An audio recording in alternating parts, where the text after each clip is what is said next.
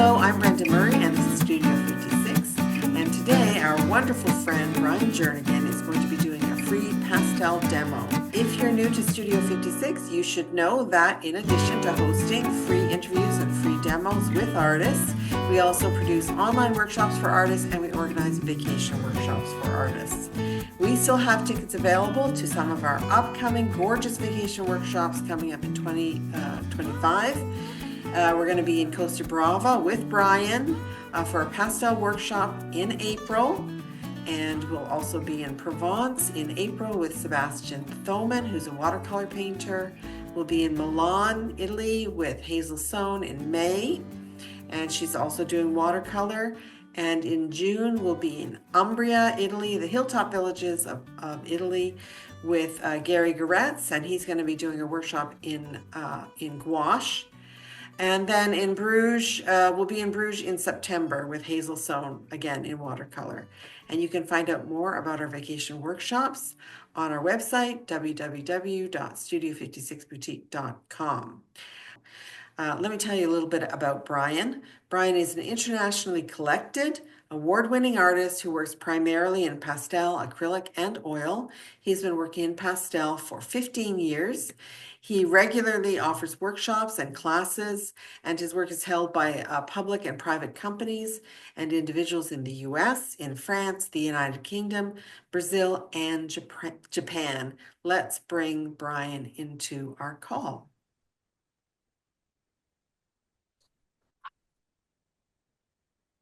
There he is. Hello, Bryan, Brenda. How are you? I'm doing very well. Yeah, I'm excited to see your demo. So tell us, what are we going to be seeing today? I was able to. I've never been to Costa Brava. I'm looking forward to going, and so I scanned quite a number of photos. Costa Brava is really known for its beaches and its kind of rugged coastline. It's a beautiful gem on the Mediterranean Spanish coast. And I found a beautiful photograph of a beach right outside of Blanes, Spain, which is called Caya Punta Santa Ana. And it's lovely. It's got a nice mix of sky, water, beach, and then rugged coastline along with some trees. So it'll have a little taste of everything. Cool. That's going to be so fun. All right. Well, let's just get right into it. We'll turn off our cameras and then we will start our demo. Okay. So one of the things that I have heard about Costa Brava is that its beaches are really unmatched and that they're both rugged and beautiful, and a lot of people don't know about them. So they're not as developed as they could be otherwise. And I read somewhere where Costa Brava was described as Spain's answer to the French Côte d'Azur. So I think that that's very exciting. I know we're going to see a lot of that coastline, and we'll be painting it as well. So what I've chosen to do today is to just sketch out a little bit of the coastline as I see it in a photograph that I've printed from the internet. Then I'm going to sort of talk my way through the pastel process. First and foremost, the paper that we're working with today is UArt sanded paper. It comes in several grits, but this one is 400, which is a very nice medium weight grit paper, and it holds a lot of pastel layers. So that's the key, I think, to having a really great pastel, because it offers you more opportunity to make mistakes and correct them as you go along without having to get to a point where the pastel is so thick on the paper that you can't get any more pastel on it. I am going to start by emphasizing my dark areas. Just to let you know, I have sketched this out with a charcoal vine charcoal, and I have then sprayed it with a workable fixative so that there is a layer of protection between the charcoal and the pastels that are coming next. So I am going to really take a look at this photo, and then I noted that where we have the darkest colors are mainly in the vegetation that is on the rocks that meet the sea, as well as the shadow areas of the rocks. So I'm going to take a little bit of my time to add in some dark into those areas. And you may be surprised, but one of the first things that I do is not go for black, but I do go for a little bit of navy. And what I'm doing here is using the entire side of my pastel. We call this mopping in, and that is just adding a little bit of pastel to the surface in kind of what we call a flicking motion. So we're taking our time here. We're not going to go into too much detail, but it's nice to be able to add that darkness and re-emphasize what I have already put on. And then I'm going to do that same thing in some of the areas that I see as shadow areas. So even in the rocks, you may think blue is a interesting choice, but in reality, a lot of these shadows are going to be reflecting some of what is in the water, and the water itself is also blue. So not unusual. And at this stage in the process, even if I have made a mistake by going a little too dark, I have plenty of opportunity to cover that back up and make some changes well before I hit a time when the paper won't take the pastel anymore.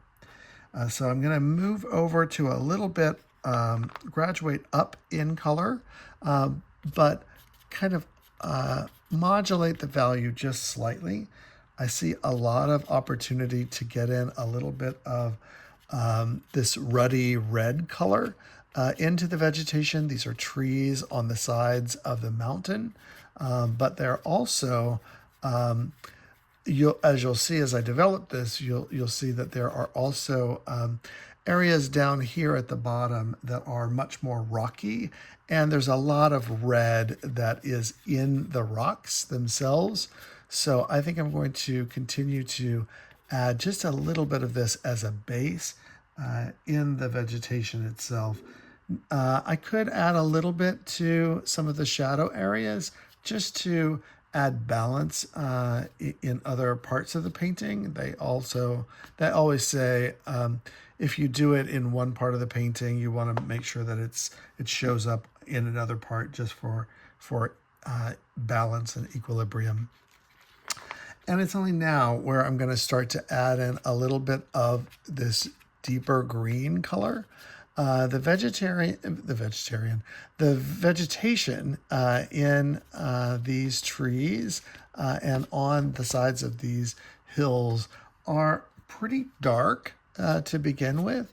And so it's nice to be able to add that in based on where I see the light falling. And then I can always graduate up in value so that I can indicate maybe where a little bit of light is starting to hit. I think the key to developing these areas of vegetation on the sides of the mountain is just to sort of take your time and gradually go up in value so that you can place the light exactly where it's hitting and then adjust as you go. So I'm going to take a little bit of my time to kind of develop these tree shapes. They're not super differentiated. As you get closer to the ground, they get a little bit warmer, and that's a nice way to bring in a little bit of warmth, is to go a little bit warmer in your pastel that you're choosing. You don't want to go all the way to say this color because it's a little too highly saturated. So I'm going to add in just a little bit of a suggestion of some rock areas that oftentimes reach out and catch our eye from the shoreline. They aren't super developed right now, and that's okay. But we do want to get them in so that we get a general sense of the idea that these are really rocky coastlines and that these rocks extend much higher into the vegetation. We just don't see everything as it's coming down to meet the sand on the beach. So I'm going to take a little bit of time and just add those in. I'm using a mix here of hard and soft pastels. I think that that's good because as you get more product onto your paper, you might either want to use a heavier hand to develop that and get more onto the surface, or you can use a hard pastel, which sometimes allows you to make a little bit more of a mark if you've got a lot of product on the paper already. Now, as we go, I'm going to keep going up in lighter in value, and I'm going to shift into more, plain rocky colors, and that's going to kind of blend in with what I already have here on the surface. But it's nice to see that there is a differentiation, and I'm going to change my strokes just a little bit as I get down here toward the water. I'm noticing that the color of the stones are not only changing because they've been kind of kissed by the sun, but they also are kind of in a diagonal development. And so you want to indicate that. You don't have to go super specific on these, but it is nice to be able to give yourself a little bit of an idea of what these rocky cliffs look like. And in doing so, you can also carve out through negative shape painting a little bit of the vegetation that you see so that it looks a little bit more like trees or shrubs or kind of just real rugged types of coastline. I'm going to do that here as well, just to develop that as I get closer to the shore line. And then again, just going up in value. You've got some of the sun hitting these rocky areas, and we want to develop those so that it's giving a nod to where the sun is hitting.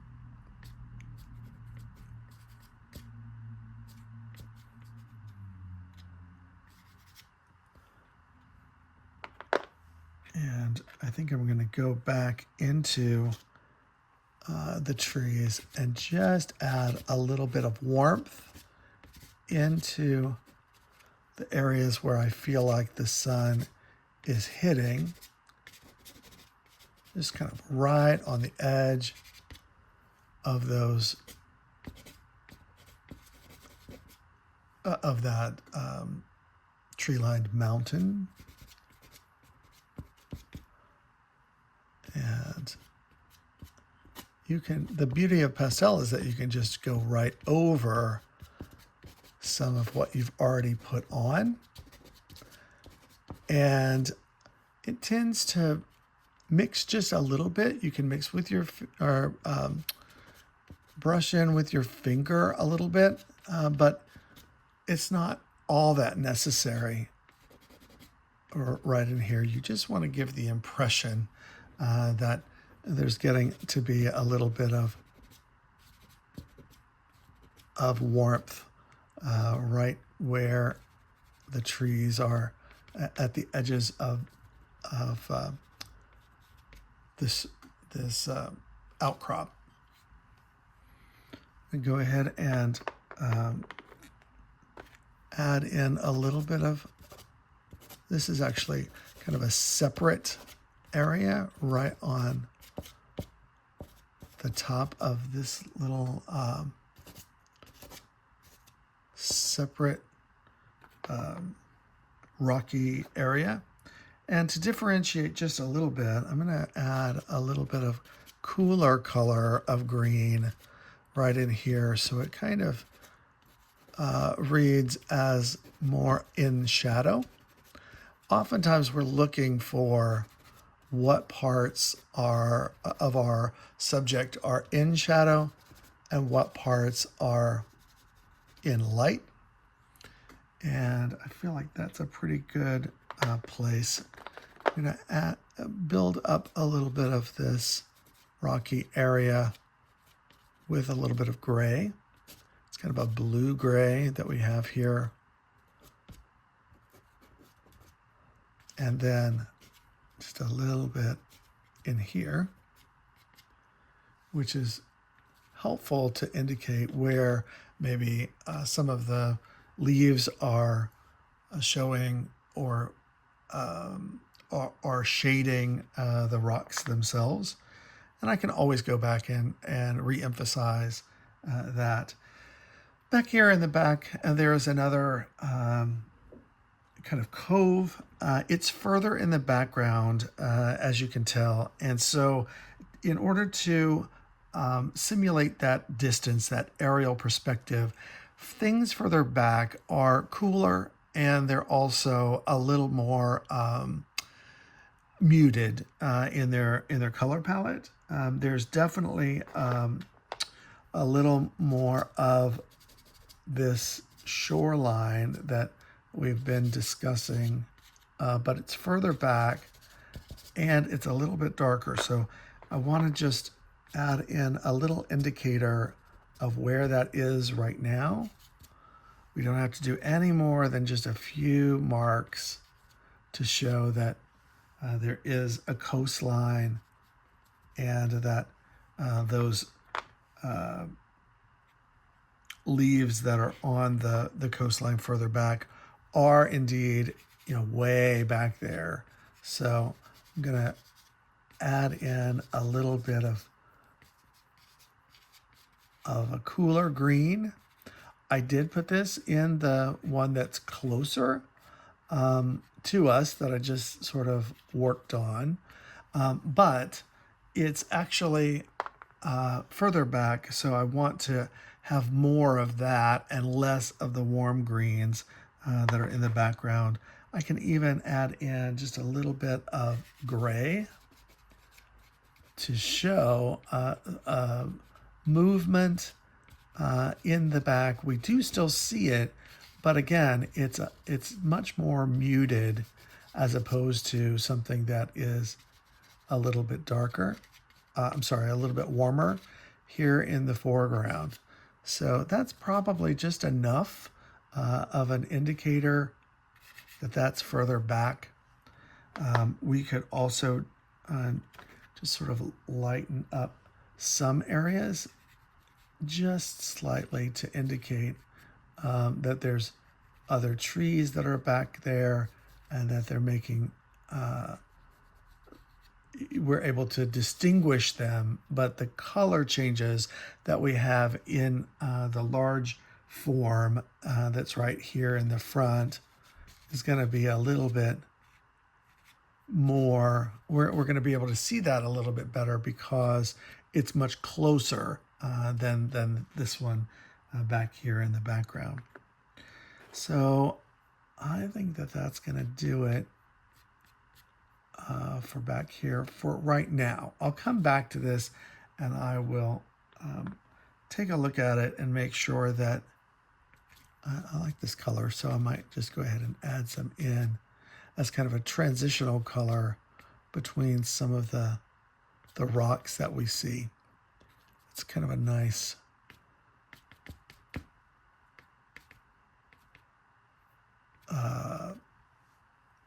it kind of shows a little bit more that there is actually rocks and things like that that are underneath the vegetation. Okay, so the next thing I think I would probably work on is this sand area. I'm just going to kind of work my way down. This sand is not white, and it's not pink, and it's not gray or brown. This sand is kind of sort of a very light orange, which I think is beautiful. So you might be surprised, but I think I'm going to add in and start by mopping in a little bit more of this kind of, I guess it's a burnt orange color.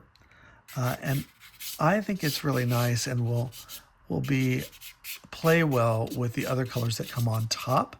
As you can tell, I'm using a very light touch here, and this is a pretty hard pastel. Every so often, I like to change my strokes so that they don't all go in the same direction. And because I'm using a light touch, I can also build up the colors. I think I'm going to take a little bit of that pink that I just used in the vegetation, and I'm going to add that right in. And it becomes a little bit more kind of sandy, indicative, I guess. And then I'm going to gradually start lightening this sand area, but taking the opportunity to take your time with it. I think that that's important. A lot of people ask if I blend with my fingers a lot. I tend not to blend a whole lot, but I do blend sometimes. So it is kind of fun, and you'll see me blend a little bit more when I get up into the sky. I think the skies are really fun to, if you're ever going to blend and you don't have a whole bunch of clouds in your skies, then having an opportunity to finger blend can be really nice. So I'm gonna, most of what I'm seeing here is in light. It's not in shadow. So I'm just gradually picking up the value and indicating kind of a grainy texture just by continuing to mop in. You notice I am not using the tip end of my pastel, but I am continuing to mop, and that gives a little bit more of a textured look to the pastel that I'm putting on. I think that that's going to be enough for right now. I'm going to definitely be changing this and lightening the value. But for right now, getting this middle value in with a little bit of light is a good thing. And it just gives me an idea of where I'm going.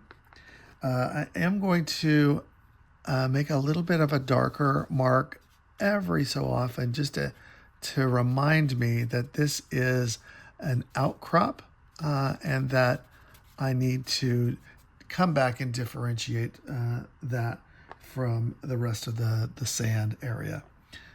And then I've got just a little bit of this light area to add on.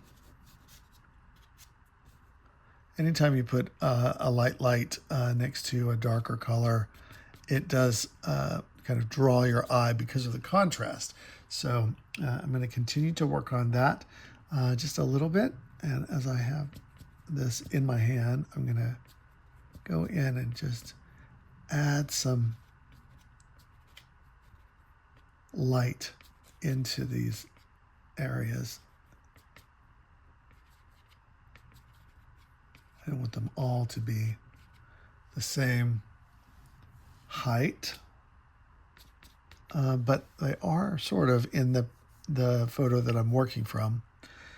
So we'll continue by, why don't we talk a little bit about this rocky area. A lot of people get hung up on rocks, I think, and I think the most important thing is to, again, ask yourself what is in light and what is in shadow. And when you get there, the shadows are not just made up of one color, but they're made up of lots of different colors. But those colors all need to be generally the same value. It just gives you a little bit of an idea that even within the shadows, we can see a lot of color. Even every so often, I like to add in a little bit of purple because I try not to go all the way to black. There are some times that it's necessary, but I think a lot of times it's really important to just put in a substitute for black because it's more colorful, it's more interesting to look at, and there's always, I think, a connection between the darker colors and things that read as a color and the lights that we have that are also colorful. So I think that's where I'm going to stick with that in the shadow areas right now.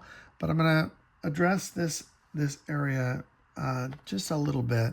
And I also want to, I don't want to forget to add this little piece in there, little rocky outcrops right here that I want to indicate and address just a little bit.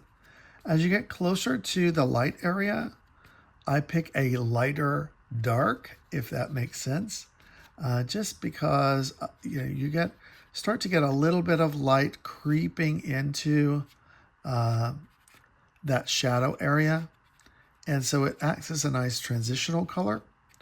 And as we get down here, I'll address this more, but I'm going to work up here just a little bit. I think it's really important to start to work on this light area. There's really just a light area and a shadow. So these rocky areas are a little bit interesting to work with. Here I'm just adding a little bit of line work in. I am using the side of my pastel here just to sort of indicate where there might be some shadows and how they play against the much lighter colors. There's a little bit of this kind of, it's a stony sort of yellow ochre here on the edge. And then again here, again, I'm looking at this photo and seeing where the light is hitting and how much light there is. And it will all make sense when I actually start to work on the water, which is amazing. And it makes me so excited to think that we're going to see this in person. A little transitional color here with this purple just helps kind of play with that area that is sort of in between light and shadow, and it starts to develop a little bit more the difference between the lit side and the dark side. Now I'm going to start to indicate where some of that light is hitting. I think you should take your time with this, and it's a mix of back and forth and individual strokes. I think that's the way that we make things look a little bit more realistic. Uh, you know, we can also go all the way in, and where the light is hitting right at the tops of these at the edge. That's a really good place to do it, to add the lightest light.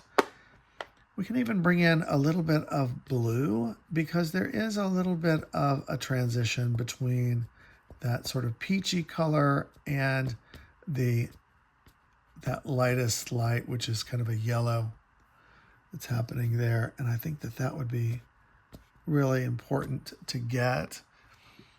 And then again, I'm going to add in a little bit of that peach just right in here where I see that right at the tops, and a little bit of a transition here. The thing about pastels that's different about between pastels and paints, for instance, is that we only have one color here. And so if we need to, it's important to get an array of values so that we can kind of help indicate where the darks and the lights are falling. I think that's really important, because if you don't have enough, then sometimes it doesn't read as realistic as it could be.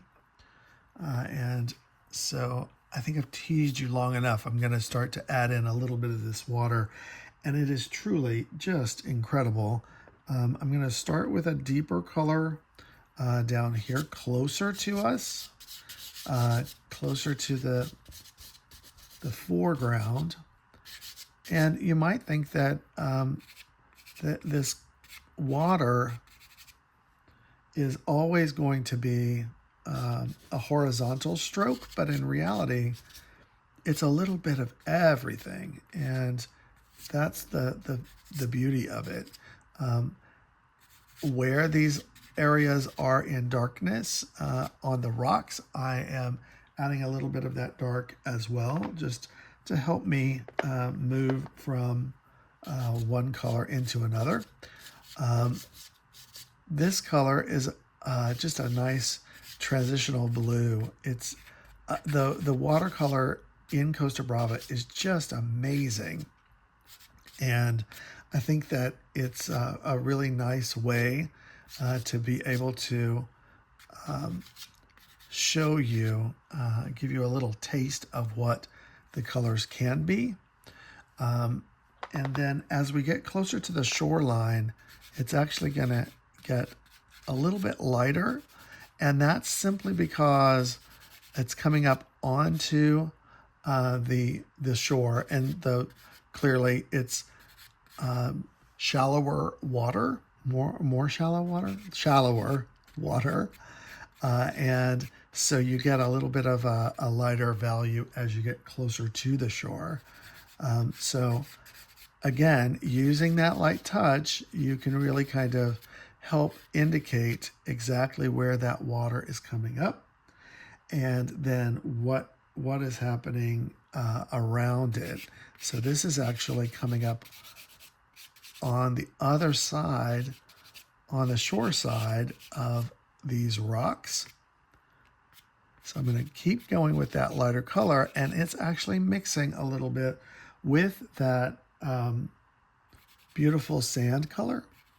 And I think that's wonderful, because it's giving you a natural indicator of what that shoreline would look like if we were actually there.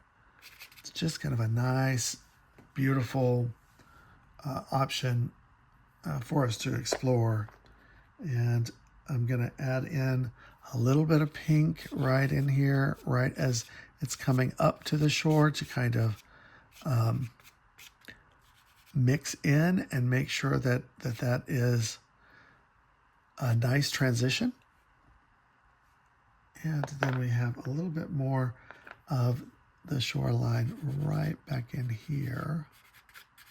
So I'm just doing this very lightly with my pastel, and it helps indicate where the water is and then where the ocean is. Or actually, I guess it's the sea, the Mediterranean. And then as I get further away from the foreground, it becomes a truer kind of turquoise color, which is beautiful. And I'm just going to softly blend with my finger just to kind of cover in and fill in those areas that are not covered up. We don't have to do a lot of current work, but we could do that if we wanted to. And then I think I'm going to move into this area, kind of painting around these rocks and carving the shape of those rocks out. And then I'm going to, right where we have this shoreline back here, it's much lighter. There's just a little bit of a light value back there. Let's see if I can use this one as well to kind of transition these colors.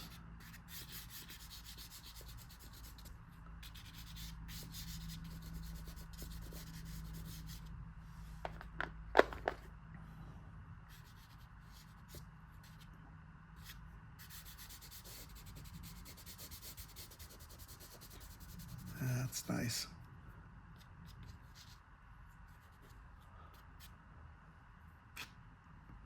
Okay. I'm just going to soften this where this water is going up onto the shore.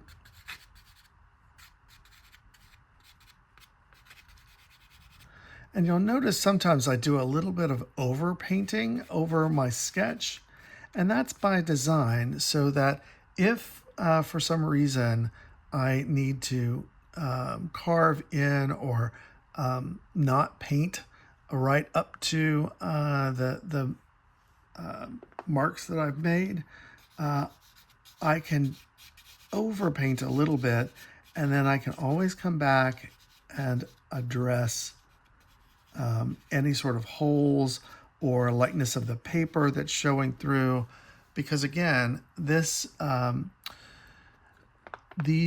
pastels and this paper is very forgiving. So it's a nice way to be able to use multiple layers just to transition. And then I'm going to address a little bit of these rocks down here in the foreground. There's a little bit of you can be a little bit more abstract with some of these rocks right here.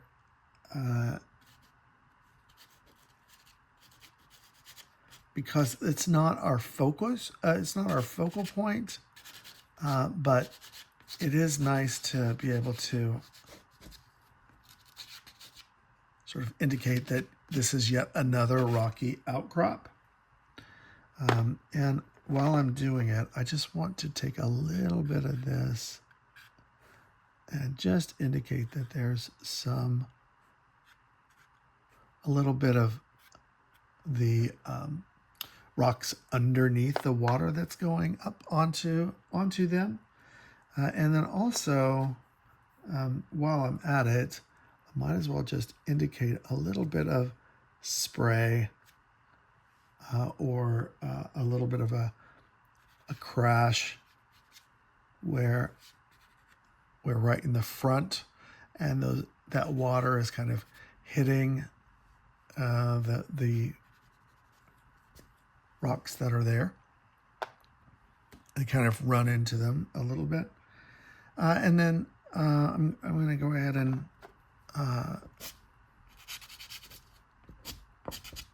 add in this shoreline color. These rocks that are here in the front are getting much more light on them, and so I'm going to be adding in some more colors, but they're going to be a little bit lighter. But in order to get them to look right, I also want to make sure that I have the dark colors underneath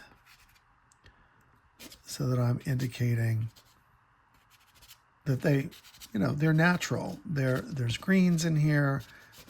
There are oranges, a lot of different colors. Again, having a little bit of that pink, I think, is really important because you see that everywhere in Costa Brava. Just having a little bit of that right along the edge of some of these rock formations is going to be really nice. And even if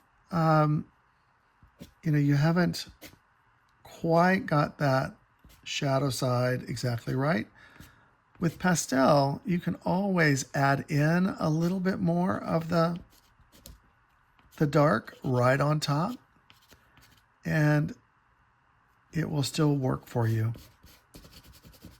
So I think it's the beauty of pastel, and the fact that it's just so forgiving. You can really kind of get in there and carve into the rock forms and make them feel a little more like they're rocks themselves. So let me see if I can find a different color. Take a little bit of that gray, which I think is really important. But in this case, it almost looks like it's a lighter color, even like a white.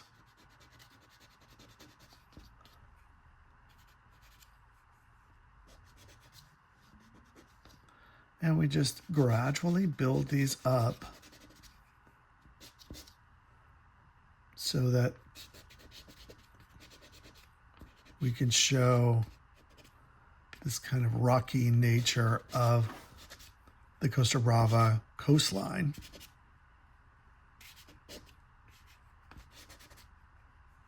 I think it's just lovely. And the beautiful thing is that we can continue to play, It doesn't necessarily have to look like your photo, but you get the idea of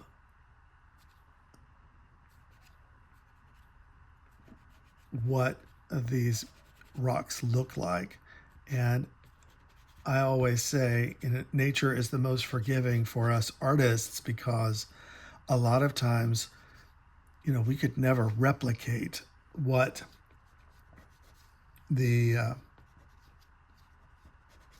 what nature looks like, but we can get close.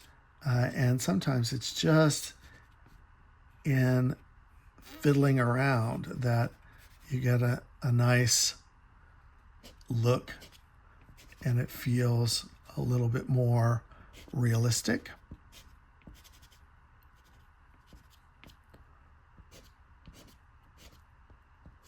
Now, I am using a little more weight in my hand because I have a lot of product on the surface already. And then we want to have a little bit of a transition every so often. So this is actually a light yellow. And it is nice to be able to act as a transition between sort of the more pink and orange and brown colors than if we didn't have it.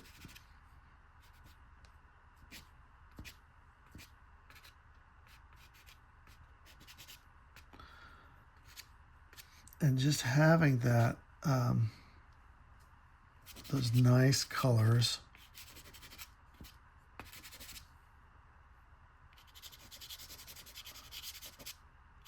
really allows us to see and interpret what these rocks look like. I think they're kind of fun. These I feel like are a little too all the same. So I'm going to add in a little bit of a higher rock form here, just to give a better idea of what these might really look like.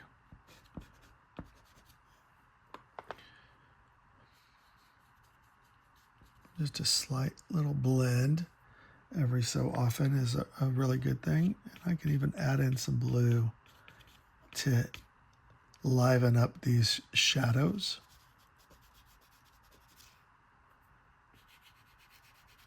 It doesn't all have to be brown or gray or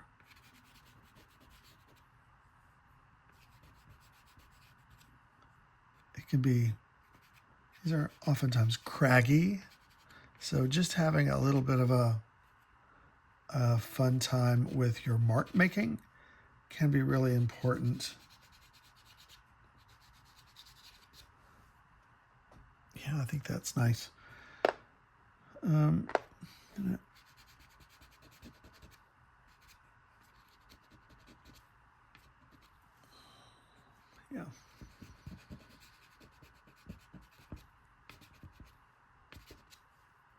And the more that we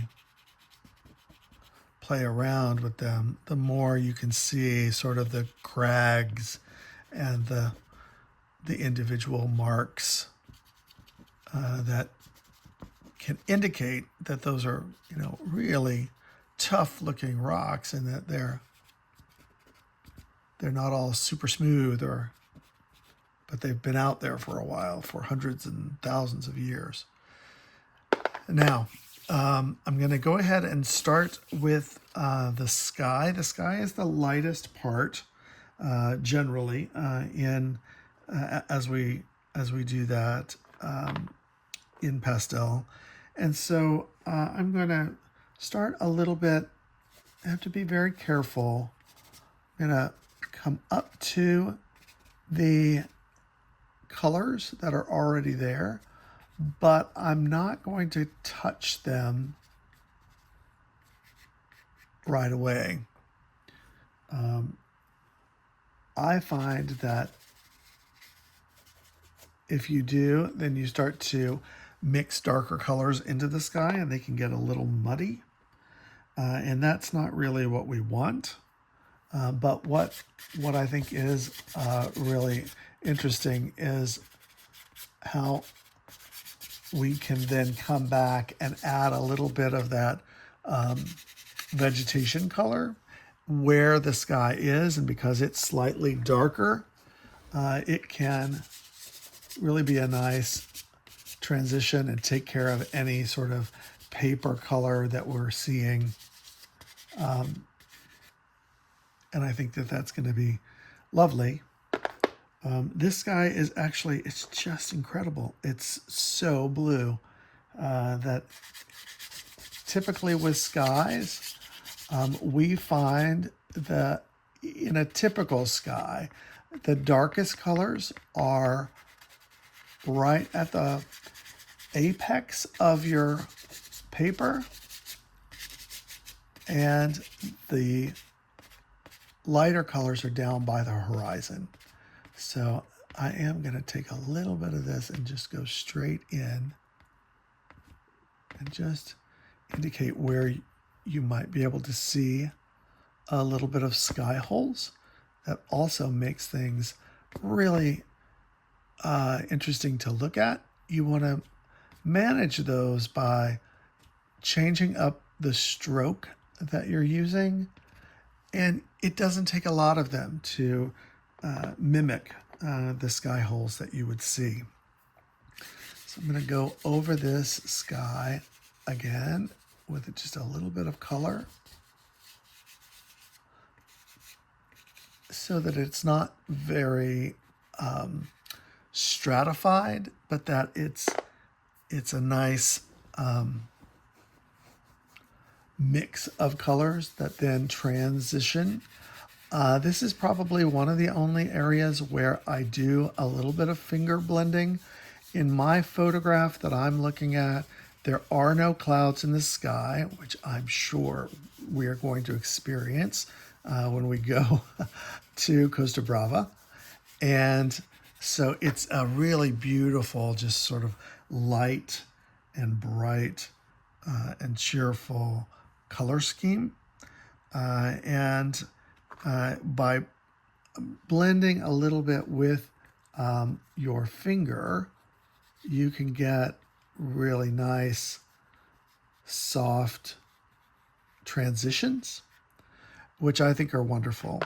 Now, we can go back and forth on this sky where it's meeting the trees, and we can just add in ever so slightly, kind of carve out that rugged shoreline trees, and see just adding that little tiny bit of color right at those transition points between the shore and the sky can be really, really nice. And we can add in just a little color right in here. This is a hard pastel, so where I'm adding this, it does make a mark on top of the trees as opposed to blending into the trees. And then we just play around with the color. You want to make sure that if you need to soften that transition, you can do that with your finger, but you want to blend into the trees so that you're not blending in a green into the sky, which could kind of make it a little bit muddy. And that, I'm going to take a look at this one more time. The one thing I wanted to do was just add in a little bit of a dark right in here to kind of even out all of the light that we have. And I think that that's going to be a little bit more realistic.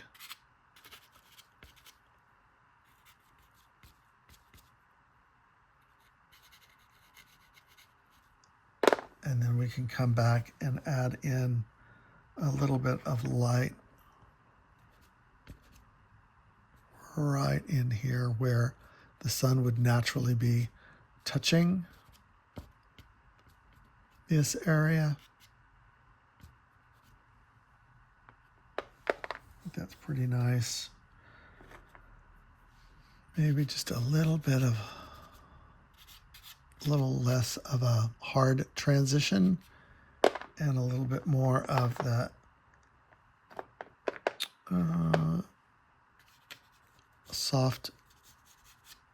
softness, that pink in there, That pink sand is just amazing.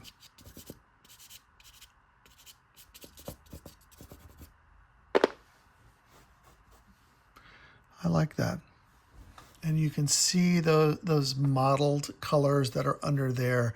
That's happening because we used a darker sort of sand color indicator. And oh, there's one other thing I want to do. Just to add a little bit of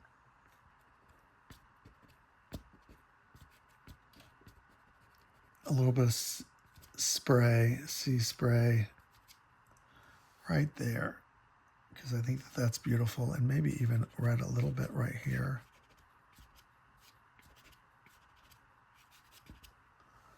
Yeah, that's nice. Yeah, lovely. And that is my pastel version of one of the Costa Brava beaches that I hope that we will be able to see while we're there. So I'm so looking forward to doing this and having you with me. And we just have a wonderful time. And it's so nice to be able to be together and be creative together. And I'm looking forward to meeting everyone and seeing what you do with the Costa Brava shoreline.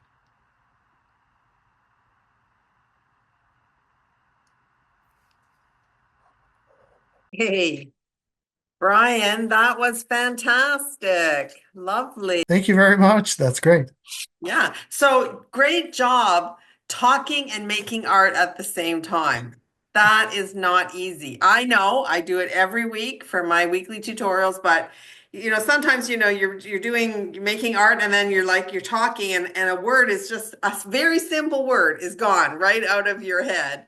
Yes. Yes, indeed. That happens to me, but you did great. You're very smooth. So I think the trick is to talk kind of slowly and That's right. Yeah, just think about it as you go. That's the most important thing, I think. I always try to talk about certain areas of a painting that we're going after, and different parts of a painting require different elements. So it's really nice to be able to address certain things in the sky, and then how to build up beaches and things like that. So it's really fun. It does take a little bit of practice to keep talking while you're working, but I think it turned out really nicely.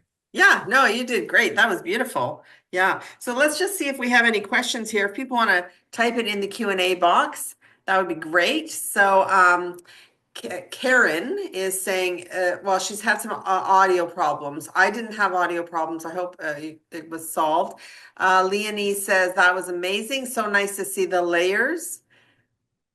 Very nice. Absolutely. Yeah. And Layering is a really important thing, especially in pastel, because as I mentioned, unlike oil painting where you get to mix a lot, you really have to have a various number of pastels in order to get that mixing and effect. yeah, yeah. And it all started off on top of black. That's right. Yeah. Yeah, that is very helpful for to use the right paper. There are two different kinds of paper that you can explore. Both are great, but they do different things. The one a lot of people can find is kind of a smooth, unsanded paper. And then I was using UArt 400 grit sanded paper. The difference mainly between the two is that the unsanded, you can get 3 or 4 layers on at one time before it just won't take the pastel anymore.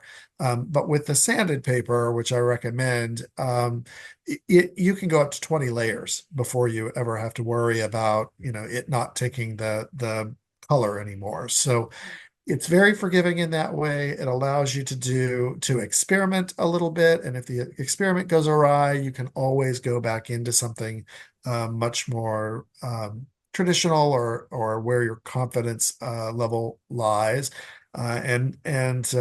you still have those layers to use before you ever have to worry about it not taking the pastel anymore. Wow, that's very cool. That's a lot of layers. It is a lot of layers.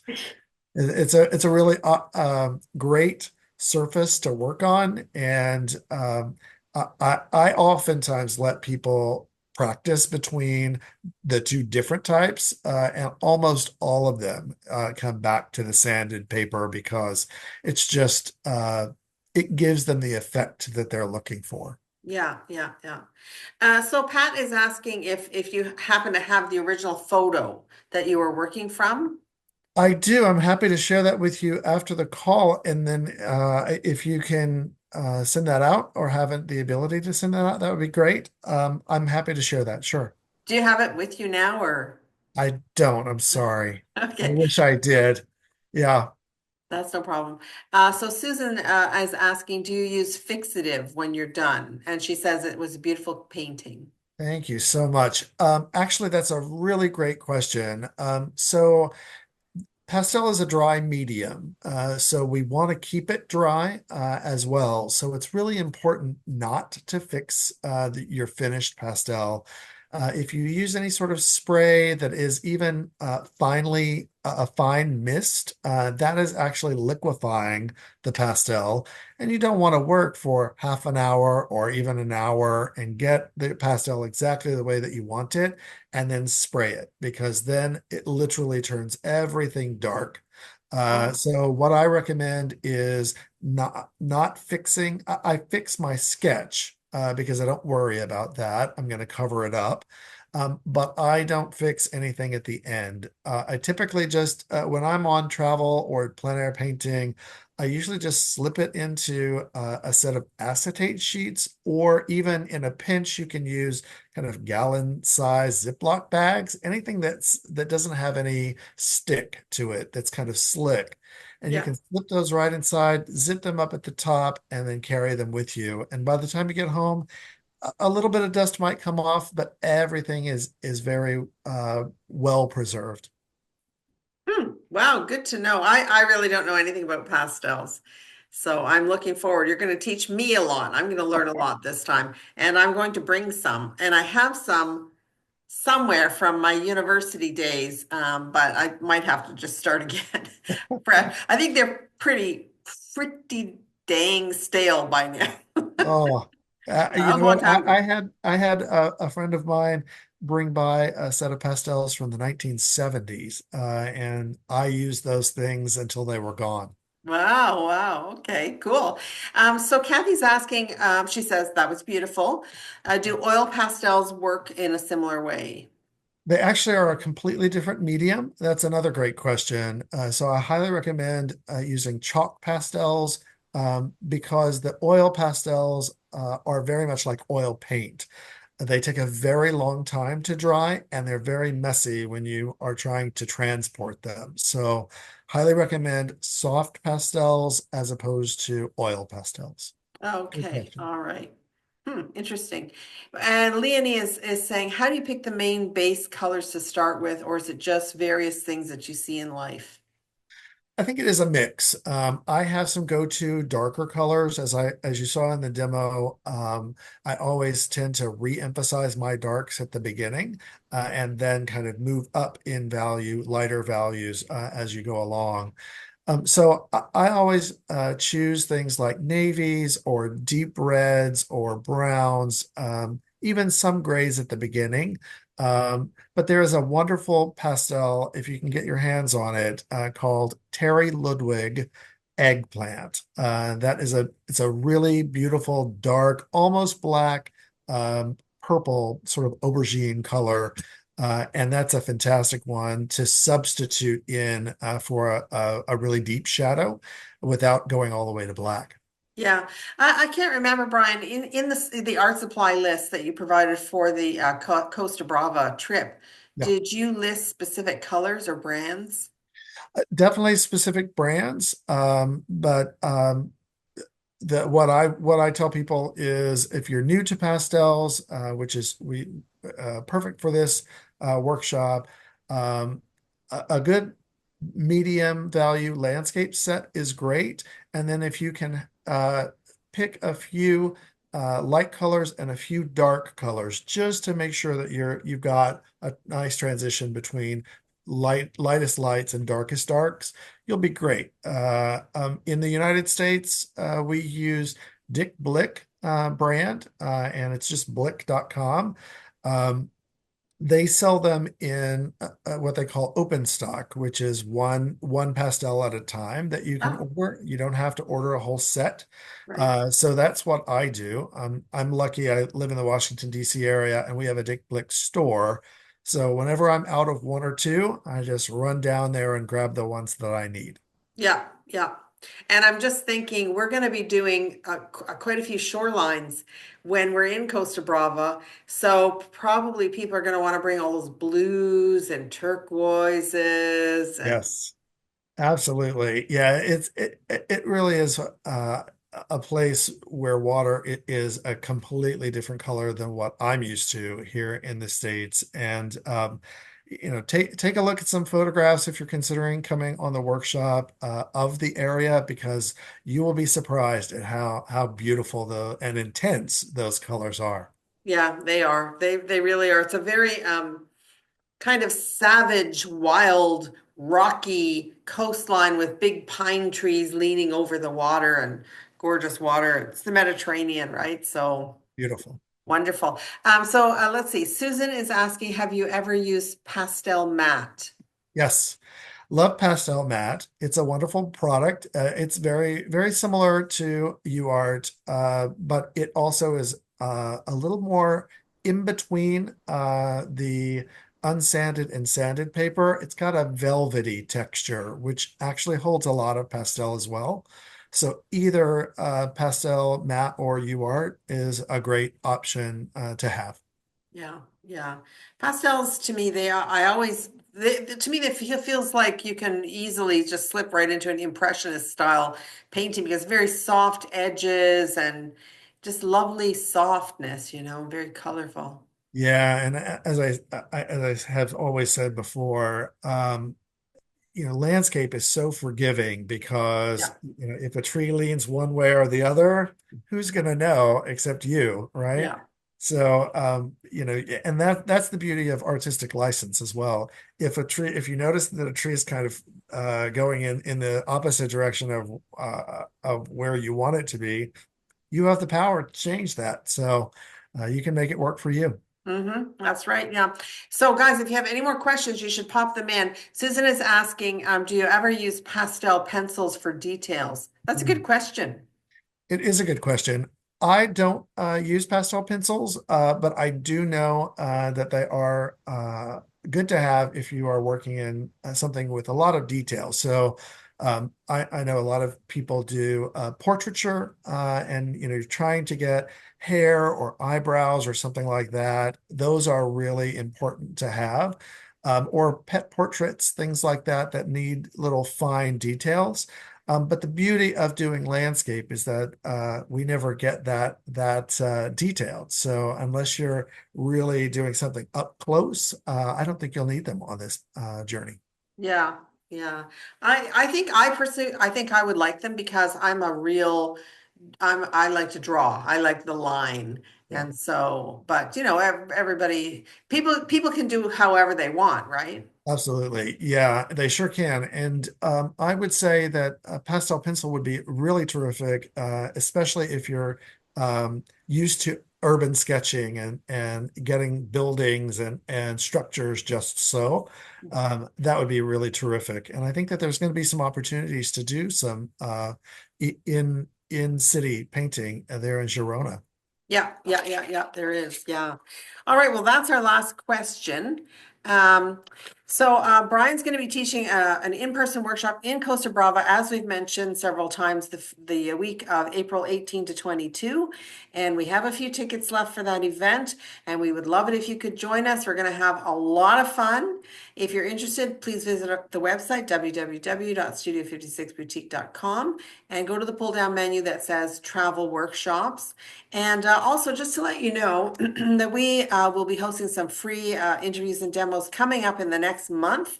On November 29th, we'll be hosting UK artist and writer Neil Whitehead, his book launch. And he's got a book coming out called Line and Wash in the Urban Landscape, and he's going to be showing lots of examples of his work from that book. And also on December 6th, we'll be interviewing Captain Tom Eidelhauser.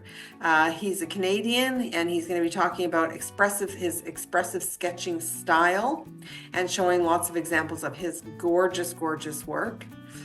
And also on December 8th, we're going to be doing a draw for a chance to win an original watercolor painting by Irish plein air watercolor painter Sebastian Toman. And so we're very excited. So if you want to enter to win that gorgeous watercolor painting, go to www.studio56boutique.com, and the pull down menu for that is free stuff. And if you go in there, you'll see all the free stuff that's coming up in the next bit. If you have enjoyed this live interview and you're interested in our upcoming interviews or workshops or demos, please consider subscribing to our monthly newsletter. And you can do that by visiting the website, and you'll find a pop-up inviting you to subscribe right away. Thank you, Bryan, so much. My pleasure. Thank you guys for sticking with us. Yeah, that was really fun. I really learned a lot. Thank you, Bryan, and bye, everyone. Have a wonderful weekend. Take care, everybody. Bye-bye. Bye.